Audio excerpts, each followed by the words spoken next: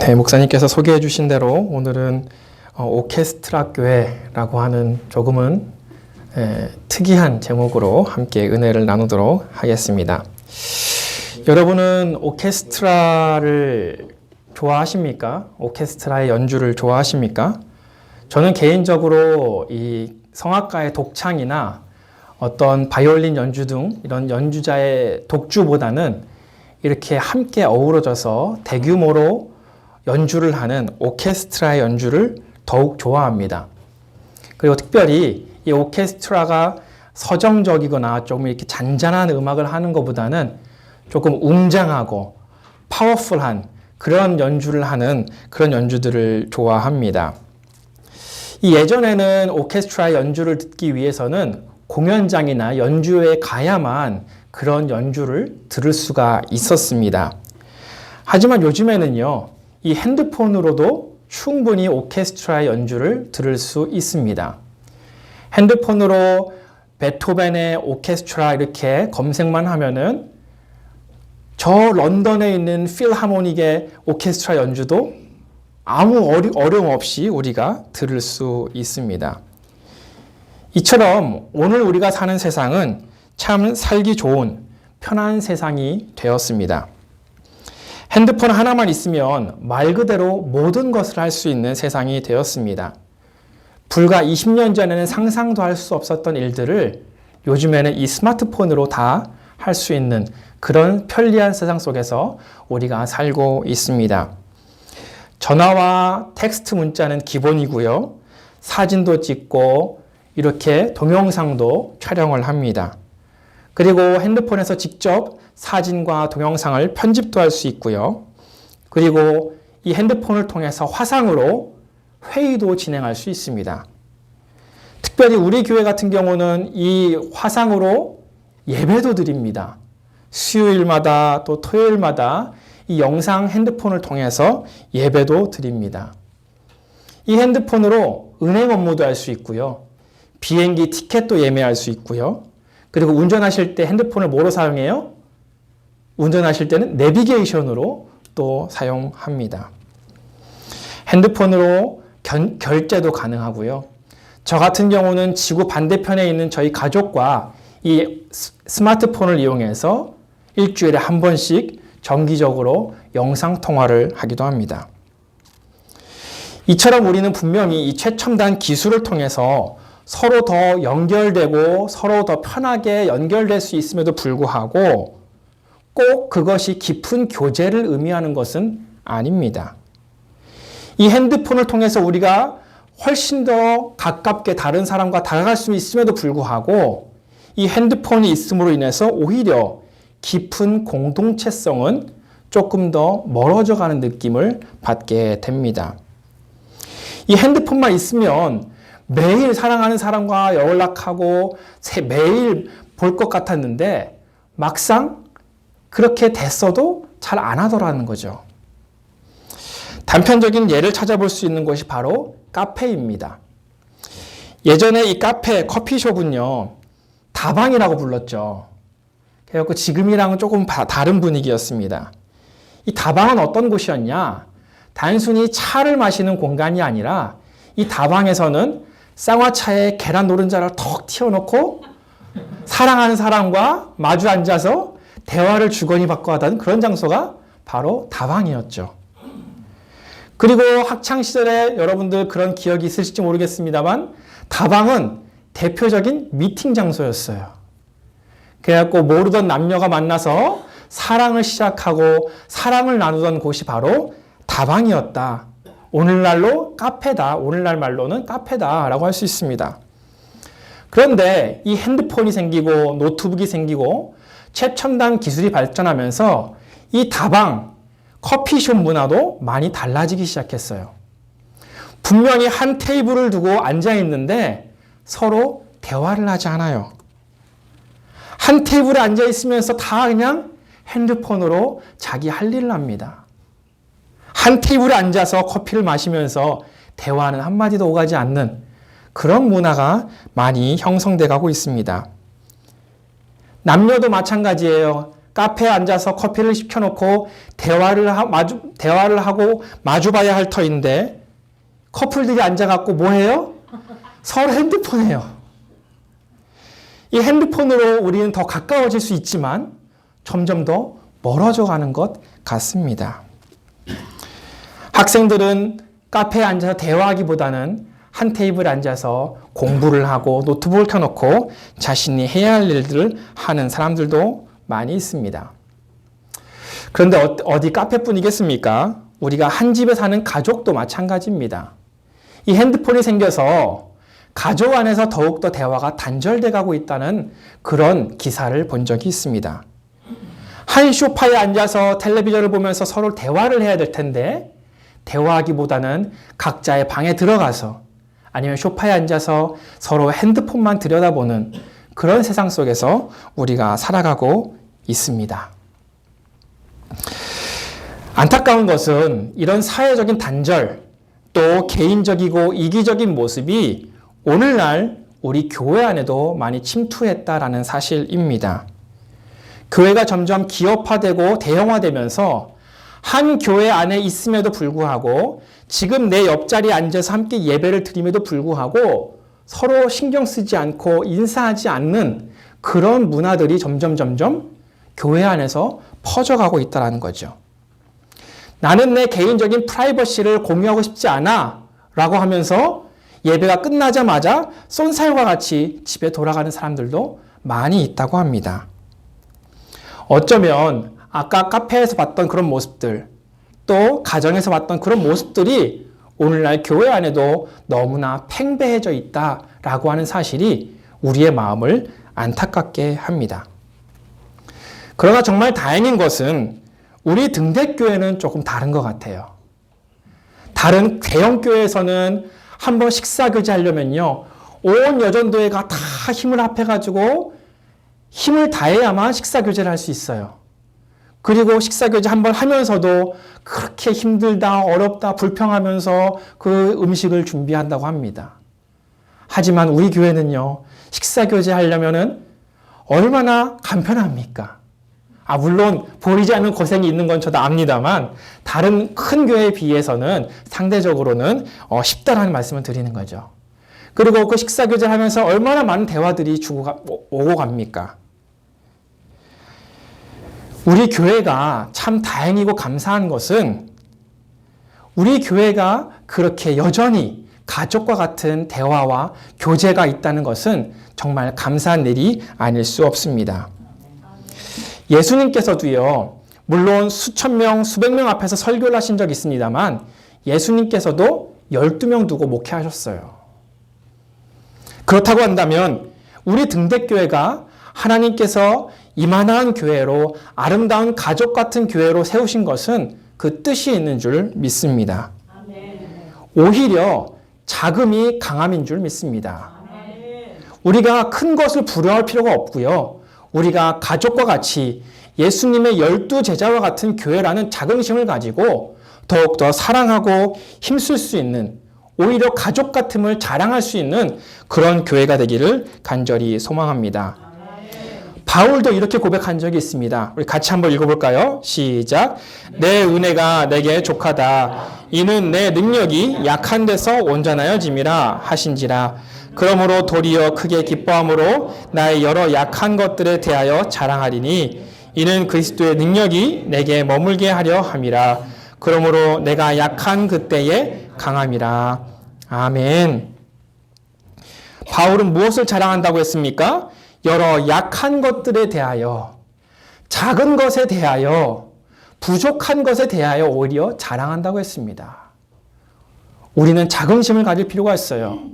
세상 교회, 다른 교회들은 서로 분열되고 싸우고 그리고 서로 교제가 없어지는 삭막한 교회가 되어가지만 우리 등대교회만큼은 더욱더 하나 되고 가족 같고 오히려 자금이 강함이 될 수 있는 그런 교회가 되기를 간절히 소망합니다. 우리 교회는 조금 덜한 편이지만 말씀드린 대로 많은 교회들이 점점 개인적으로 또 대형화되면서 이기적으로 변한다라고 말씀드렸습니다. 오늘 바울의 로마서 12장의 말씀을 통해서 우리가 더욱더 가족 같아야 할진데, 더욱더 공동체로서 하나가 되어야 할진데, 어떻게 하면 우리가 더욱더 끈끈하고 세상의 어떤 유혹에도 흩어지지 않는 하나의 공동체가 될 수 있을까? 그거에 대해서 좀 살펴보도록 하겠습니다. 제가 이제 여러분에게 여러 가지 질문을 좀 드릴 거예요. 그러면은 여러분들은 그 질문에 해당된다 하시면 부끄럼 없이 손을 드시면 되겠습니다. 아시겠죠? 전혀 어려운 질문 아니에요. 쉬운 질문이니까 부끄럼 없이 부담감 없이 편하게 손을 좀 들어주시면 되겠습니다. 자, 먼저 내 성별은 여자다 하시는 분 번뜩 손을 들어보세요. 나는 여자다 하신 분들. 지금 본인의 성별을 잘 모르시는 분들이 계시는 것 같아요.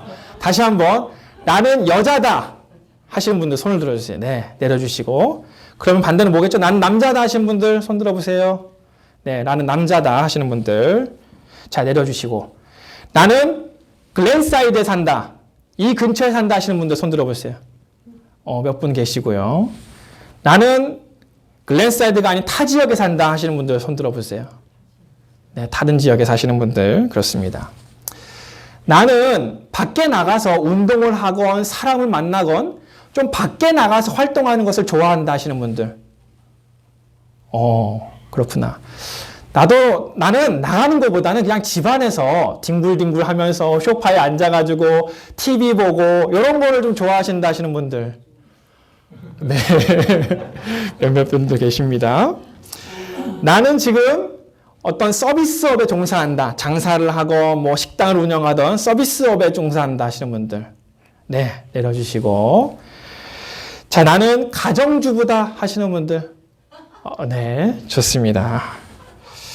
자, 제가 여러 가지 좀 질문을 드렸습니다. 여러 가지 질문을 드렸는데, 나랑 똑같은 질문에 똑같은 대답을 한 사람은 거의 없을 거예요.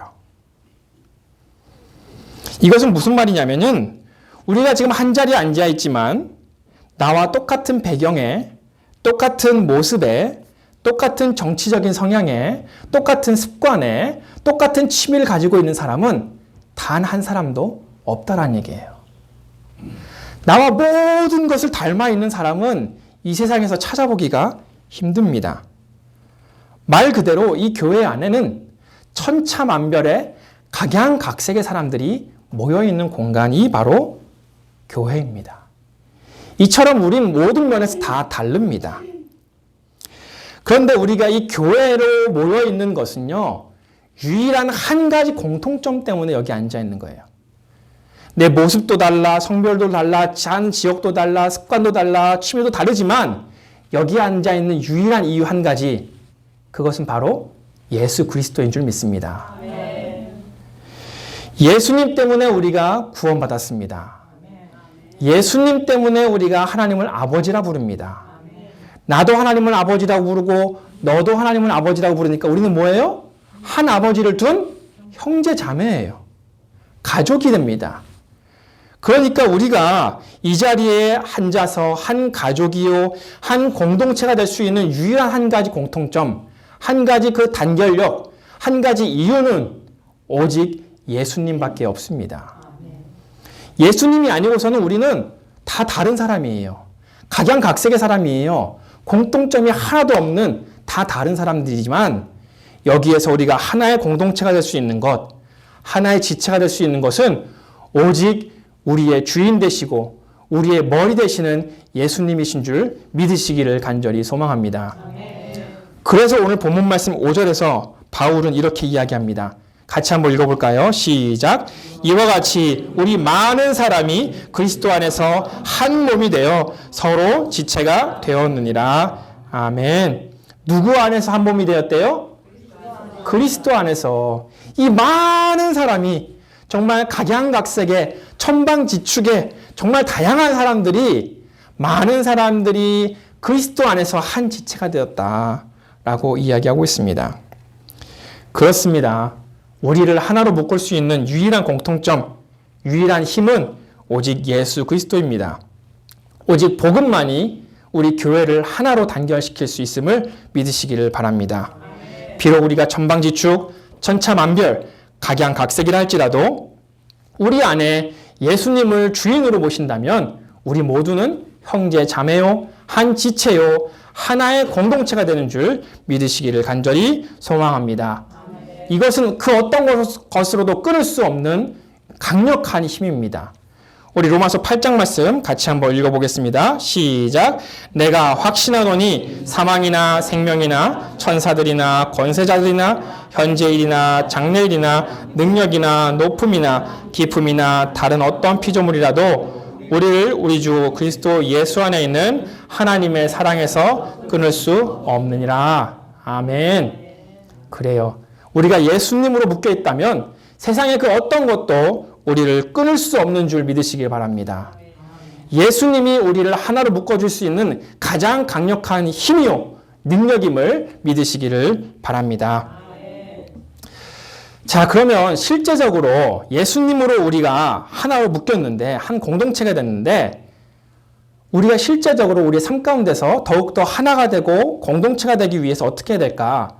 바울은 12장 5절 이하의 말씀에서 그 실제적이고 구체적인 방법들을 좀 이야기하고 있습니다. 우리가 두 가지를 좀 살펴볼 건데요. 첫 번째 바울이 권면하고 있는 것은 6절부터 8절 말씀에 등장합니다. 첫 번째는 뭐냐면 서로가 인정해야 돼요. 서로 받아들일 수 있어야 돼요. 그런데 우리는 나랑 조금만 다르면 받아들이기 싫어해요. 그게 인간의 본성입니다. 오늘 말씀 6절부터 8절을 같이 한번 읽어볼게요. 시작. 우리에게 주실 은혜대로 받은 은사가 각각 다르니 혹 분수대로, 혹 섬기는 일이면 섬기는 일로, 혹 가르치는 자면 가르치는 일로, 혹 위로하는 자면 위로하는 일로, 구제하는 자는 성실함으로, 다스리는 자는 부지런함으로, 긍휼을 베푸는 자는 즐거움으로 할 것이니라. 아멘. 자, 말씀에서 이야기하는 게 뭐냐면 다 다르다는 거예요. 은사가 다 다르다는 거예요. 예수님을 믿는 그 공통점 하나 빼고는 모두가 다 달라요. 그러기에 우리는 그 다름을 인정해야 돼요. 받아들여야 돼요. 그리스도의 사랑으로 품어주고 이해할 수 있어야 합니다. 그런데 우리는 어떻게 이야기하냐면 나랑 조금만 다르면 뭐라고 얘기해요? 어쩜 그렇게 나랑 달라? 이렇게 이야기하죠. 어쩜 그렇게 달라를 그분한테 이야기하시면 안 돼요. 하나님이 그렇게 창조하신 걸 어떻게 해요? 만약에 여러분의 남편이 나랑 너무 다르거든. 남편한테 하소연하지 마시고 하나님께 하소연하세요. 하나님께서 그렇게 창조하신 걸 어떻게 해요? 하나님께서는 우리를 이렇게 다 다르게 은사도 다르게 모양도 다르게 성격도 다르게 그렇게 창조하셨어요. 그러니까 우리가 할 수 있는 건 뭐예요? 그냥 있는 그대로 받아들이는 거예요. 권사님 도대체 왜 그래? 아우 정말 나랑 안 맞아. 이렇게 하는 게 아니라 어떻게 해야 돼요? 어쩜 그래? 이렇게. 어쩜 그렇게 찬양을 잘해? 자, 이제 연습을 해볼게요. 자, 옆에 분들 한번 바라보세요. 옆에 분들 한번 쳐다보시고 얼굴 중에 가장 예쁜 구석을 하나 찾으세요. 얼굴에서 가장 예쁜 구석. 찾으셨어요? 자, 그런 다음에 칭찬을 하시는 거예요. 어떻게 하냐면 권사님 어쩜 그렇게 눈이 예뻐? 이렇게 칭찬 한번 해보겠습니다. 시작. 권사님 어쩜 그렇게 코가 어떡해? 자, 이제 반대편을 한번 보세요. 반대편을 보시고 반대편에 계신 분의 얼굴을 보시고 그분이 잘하는 거 한 가지 특징을 좀 찾으세요. 장기를. 뭐 노래를 잘하건 뭐 계산이 빠르건 운전을 잘하건 상대편의 장점을 하나 찾으셔서 그 장점을 빨리 칭찬해 보세요. 어쩜 그렇게 노래를 잘해? 자, 시작. 어쩜 그렇게 운전을 잘해? 어쩜 그렇게 말을 잘해?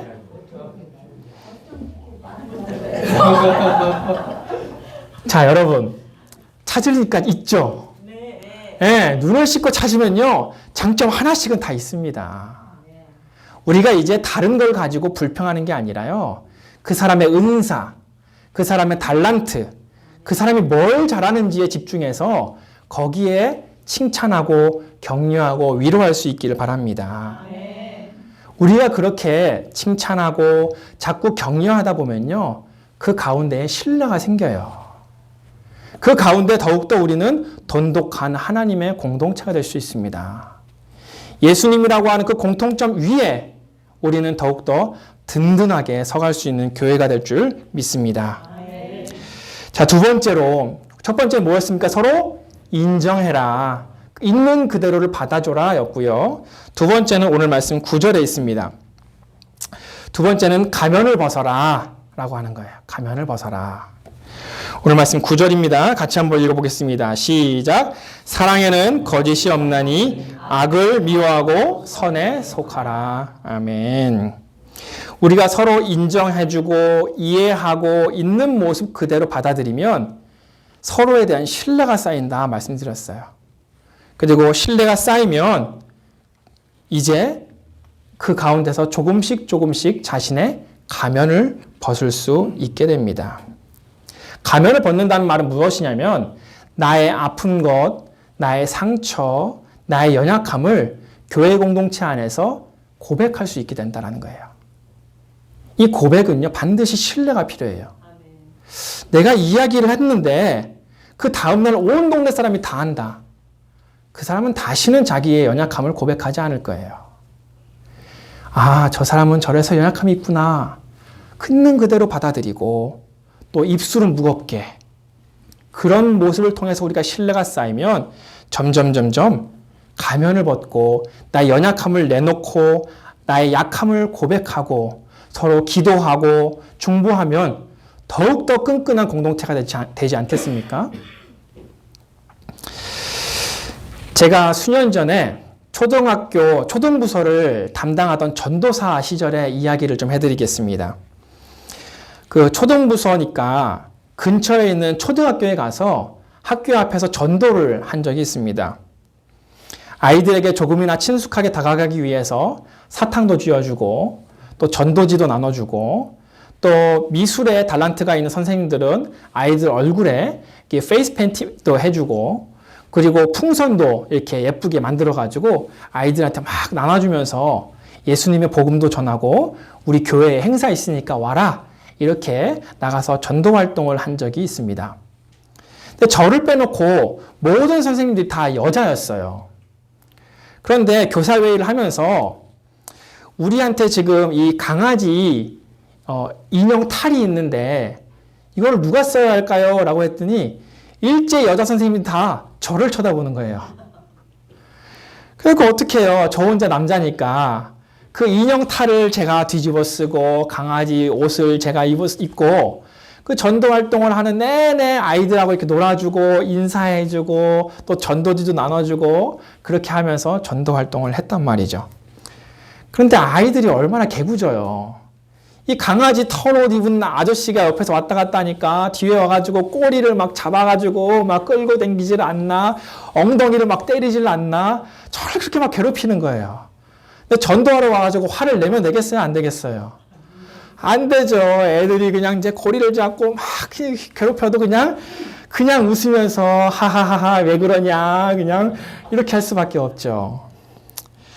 그렇게 한두 시간 전도 활동을 다 마치고요. 이 옷을 딱 벗으니까요. 얼마나 시원한지 몰라요. 그날은 이게 초여름이었음에도 불구하고 이것을 벗으니까 그렇게 시원할 수가 없어요. 벗으니까 안에 있던 제 옷이 흥건 젖었어요. 머리에선 땀이 얼마나 났는지 몰라요. 가면을 벗으니까. 옷을 벗으니까요. 그렇게 홀가분할 수가 없습니다. 그런데 오늘날요. 수많은 사람들이 직장에서 또 사회에서 학교에서 심지어 교회와 가정에서도 이 가면을 쓰고 살아가는 사람들이 참 많이 있대요. 이것을 심리학 용어로 뭐라고 하냐고 하니까 페르소나라고 해요. 페르소나. 이거는 이제 가면이라고 하는 그리스 말인데요. 많은 사람들이 세상에서 살아갈 때에 실제 내 모습은 이게 아닌데 사람들한테 보여지는 모습은 가면을 쓴 것처럼 가짜의 인격을 가지고 살아간다는 거예요. 쉽게 이야기하면 나 지금 아프고 죽겠어. 너무 힘들어. 막 속이 미어지는데 불구하고 사람들 앞에서는 그냥 밝은 척, 아무 일 없는 척 살아가는 거예요. 나는 지금 너무 외로워서 자살하고 싶고 나 혼자 살아가는 것 같고 죽을 것 같은데 사람들 앞에서는 그냥 웃으면서 아무렇지 않은 척 살아가는 사람들이 너무 많다라는 거예요. 교회에서도 마찬가지예요.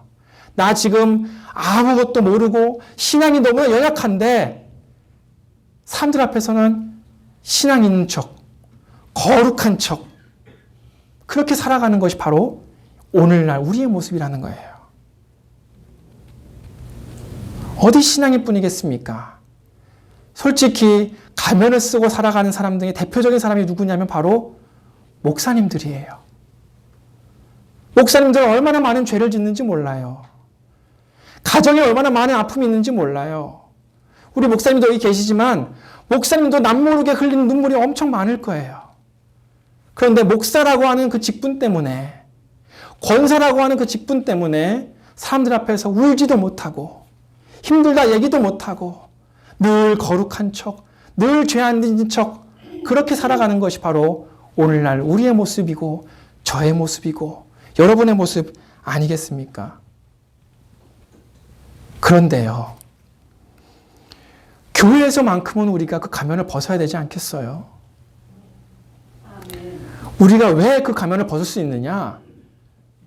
우리는요, 다 똑같은 죄인이에요. 목사님도 죄인이고요, 권사님도 죄인이고, 집사님도 죄인이고, 평신도도 다 죄인이에요. 만약 우리가 나의 공로로 내가 구원받았다고 한다면 우리가 자부심 가지고 또 자랑하고 또 그럴 수 있어요. 부족할 수 있어요. 부끄러울 수 있어요. 그런데 우리는요, 우리의 공로로 구원받은 것이 아니라 예수님의 공로로 구원받은 죄인입니다. 다 똑같은 죄인이에요. 다 용서받은 죄인일 뿐이에요. 하나님 보시기에는 다 똑같아요. 여러분들 자녀들 보시기에 어떠세요? 첫째 아들이나 막내 딸이나 다 똑같이 귀하죠. 하나님 보시기에도 마찬가지예요. 목사라고 해서 더 예뻐해 주는 것이 아니고 저나 여러분이나 권사님이나 집사님이나 다 똑같이 하나님 보시기엔 그저 죄인들 뿐이에요.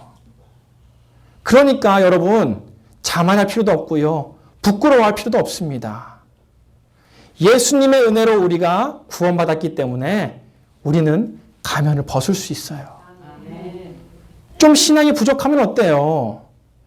좀 죄 지으면 어때요? 내가 조금 외롭고 내가 좀 아프면 어때요? 교회 와서 치료받으면 되죠. 교회 와서 은혜 받으면 되죠. 교회 와서 신앙이 성숙해지면 되죠. 교회니까 우리가 가면을 벗을 수 있는 거예요. 왜요? 우리는 예수님으로 구원받은 다 똑같은 용서받은 죄인이기 때문입니다. 그래서 오늘 본문에서 분명히 이야기하고 있죠. 사랑에는 뭐가 없대요? 거짓이 없다. 교회 안에서 거짓으로 가면을 쓰고 살아가는 것이 아니라 우리가 하나씩 하나씩 가면을 벗기 시작할 때 우리 등대교회가 더욱더 굳건한 사랑의 공동체가 될 줄 믿습니다. 그런데 우리가 가면을 벗기 위해서는 전제가 필요해요. 신뢰가 있어야 돼요. 내가 가면을 벗어도 이 사람들은 절대 이것을 이야기하지 않고 나를 위해 기도해 줄 분들이야 라고 하는 신뢰가 있어야만 가면을 벗을 수 있어요. 신뢰가 있기 위해서는 첫 번째 말씀드린 것처럼 서로 인정할 수 있어야 돼요. 있는 그대로 받아줄 수 있어야 돼요.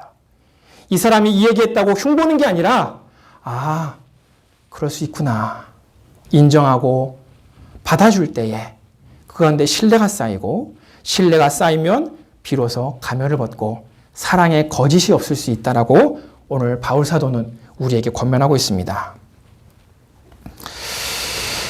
교회라고 하는 것은요, 이 헬라어의 뜻풀이를 보니까 부르심을 받은 자들라는 뜻이에요. 부름을 받은 자들. 영어로 이야기하니까 called out to be the church. 다른 사람들로부터 어디로부터 부름을 받은 사람들이 바로 교회란 뜻이에요. 그럼 우리가 어디로부터 부름을 받았냐? 어디서부터 부르심을 받았냐? 바로 옛날의 삶으로부터 부르심을 받은 거예요. 우리 모두는 죄인이라고 말씀드렸어요. 이제 더 이상 죄의 구렁텅이에서 사는 것이 아니라 죄의 구렁텅이에서 부르심을 받은 우리 모두는 용서받은 죄인인 줄 믿습니다. 그리고 그 믿음을 가지고 우리가 예수님으로 구원받았다라고 하는 믿음을 가지고 가면을 받고 살아갈 수 있는, 그래서 우리가 가면탈을 벗었을 때 그 홀가분함, 그 자유로움을 만끽하고 살아가는 우리 모두가 되기를 간절히 소망합니다. 말씀에 처음으로 돌아가서 다시 한번 오케스트라 이야기를 할까 합니다. 저는 운전을 할 때 이 지루하기도 하고 또 심심하기도 해서 라디오를 많이 틀고 운전을 합니다. 여러분도 아마 그러실 거라 생각해요. 하루는 이 라디오에서 제가 좋아하는 베토벤의 운명 교향곡이 딱 나오는 거예요. 따다다단, 그 노래 아시죠? 그 노래가 나와가지고 아주 기분 좋게 그 노래를 들으면서 운전을 했습니다. 그런데 이 베토벤의 운명 교향곡을 들으면서 문득 무슨 생각이 들었냐면, 와, 이 작곡가들, 특별히 오케스트라를 작곡하는 작곡가들은 진짜 천재구나 라고 하는 생각이 들었어요. 왜냐하면 바이올린, 첼로, 호른, 트럼펫, 이 모든 악기들이 다른 음을 연주하거든요. 다른 박자로 연주하거든요. 그런데 그걸 어떻게 머릿속으로 상상해가지고 그거를 조화를 이루면서 한 악보에 그걸 다 그릴 수 있을까? 저는 도저히 불가능할 것 같거든요. 그런데 이 베토벤 같은 이런 작곡가들은 그냥 눈만 감으면 그게 쫙 그려지나 봐요.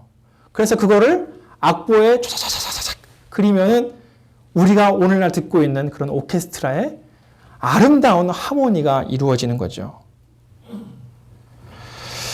우리가 만약 이 악보 없이 그 연주자들이 자기가 연주하고 싶은 대로 연주한다고 한다면 그것은 그냥 시끄러운 소음에 불과할 겁니다. 하지만 그 지휘자의 지휘에 따라서, 그리고 작곡가가 기록한 그 악보에 따라서, 그 곡조에 따라서 연주하기 시작하면 그 각양각색의 다른 연주가 하나의 하모니가 되기 시작합니다. 그 각양각색의 천차만별의 악기들이 하나의 공통점, 그 악보에 집중하니까 시끄러운 소음이 아니라 아름다운 노래가 되고 아름다운 연주가 되고 하나의 화음이 되어서 하모니를 이루게 된다는 거죠. 우리 모두도 마찬가지예요. 우리 모두는 다 다른 달란트, 다른 악기를 가지고 살아갑니다. 모습도 달라요. 출신 배경도 달라요. 다 다릅니다. 하지만 우리가 교회라고 하는 그 부르심을 받은 공동체에서 하나의 목소리를 내기 시작할 때, 그 연주자의, 그 작곡가의 연주에 집중하면서 나아갈 때에 하나의 공동체, 하나의 아름다운 하모니를 이룰 수 있다는 거죠. 그 지휘자가 누구예요? 그 하나의 악보가 뭐예요? 바로 예수 그리스도인 줄 믿습니다. 예수님을 바라보고 우리가 예수님으로 더욱더 똘똘 뭉치면 우리는 서로 인정할 수 있습니다. 하나님께서 저분을 저렇게 창조하셨구나. 내가 어떡하겠어. 나랑 달라도 받아들여야지. 인정해야지. 그리고 그런 신뢰 위에 뭐가 쌓여요? 나의 가면을 하나씩 하나씩 벗고 나의 아픔을 고백하고, 집사님, 나 이런 아픔이 있는데 기도해 주겠어요? 권사님, 나 이런 연약함이 있는데 기도해 줄 수 있겠어요? 물론이지. 내가 다른 사람한테 절대 이야기하지 않고 눈물로 기도할게. 이런 공동체가 되지 않겠어요? 우리가 서로 인정하고 가면을 벗고 예수님께 집중하면서 하나의 오케스트라를 이루어서 나아갈 때에 하나님께서 영광 받으시는 줄 믿습니다. 오케스트라 연주가 다 끝나면요, 온 관중이 기립해서 그 지휘자에게 또 연주자들에게 막 박수를 보내요. 그런 것처럼 우리가 하나의 공동체가 돼서 아름다운 하모니를 이룰 때 온 세상 사람들이 우리의 지휘자 되시는 하나님께 박수 올려드리고 영광 올려드릴 줄 믿습니다. 우리 교회가, 우리 등대교회가 그런 하나의 목소리를 내고 하나의 하모니를 이룰 수 있는 그런 교회가 되기를 주님의 이름으로 축복합니다. 하나님 감사합니다.